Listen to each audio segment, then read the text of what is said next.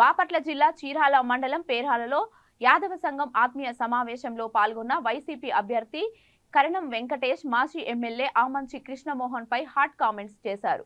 గతంలో రాక్షస పాలన చేసిన వారు ఇప్పుడు మరలా మేము వస్తాం, మేము గెలుస్తాం అంటూ ప్రగల్భాలు పలుకుతున్నారని విమర్శించారు. చీరాల ప్రాంత ప్రజలు ప్రస్తుతం ప్రశాంతంగా ఉన్నారని, దానిని అడ్డుకోవాలని చూస్తే తరిమి కొడతామని హెచ్చరించారు.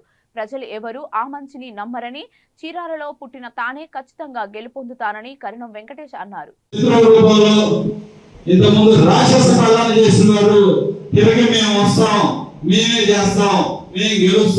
అన్ని రకాలుగా ముందుకెళ్తామని చెప్తున్నారు. ఎక్కడ రాదు వచ్చేది, ఇక్కడ గెలిచేది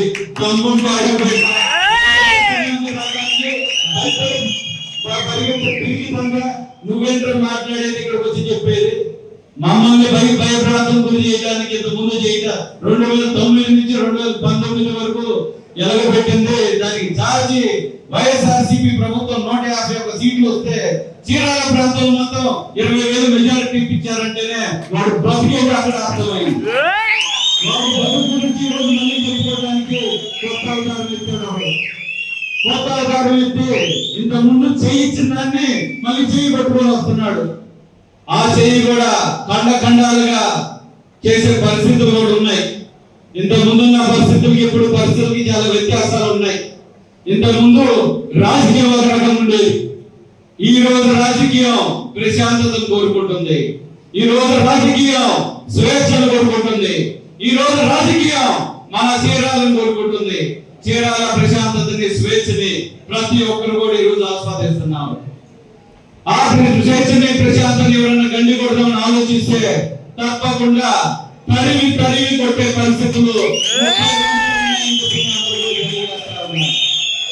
అనేక సందర్భాల్లో అనేక చోట్ల ఇష్టం వచ్చి మాట్లాడినప్పుడు మన సోదరులందరూ కూడా తీరుగా సమాధానం చెప్తున్నారు. ఎంతమంది మీద కేసులు పెట్టావు నువ్వు, ఎంతమంది మీద నువ్వు చేసుకున్నప్పుడు వ్యాపారాలు మీ కుటుంబ సభ్యులకే. ఈ రోజు ప్రశాంతంగా ఎవరి పనులు చేసుకుంటుంటే వాళ్ళకి దురద కొడతా ఉంది. అనేక రకాలుగా మాట్లాడుతూ ఉన్నారు. నేలగా నోరు పళ్ళు రాలగొట్టి పంపిస్తాను ఇక్కడ నుంచి అని చెప్పేసి వాళ్ళు మరోసారి తెలియజేస్తా ఉన్నారు. ఇంత ముందు 2019లో పోటీ చేసినప్పుడు చీరాల ప్రజలు చీపిరి గడతో తిరిగి కొట్టాడు. ఈరోజు పర్చూరులో పడ్డాడు. పర్చూరులో అవినీతి చేసిన ప్రసంగ తర్వాత మనం తక్కువతోనే ముగిస్తాం.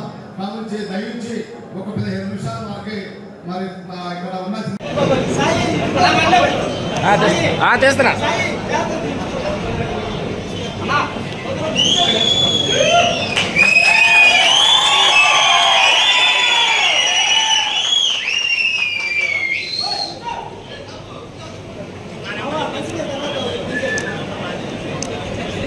ఓకే.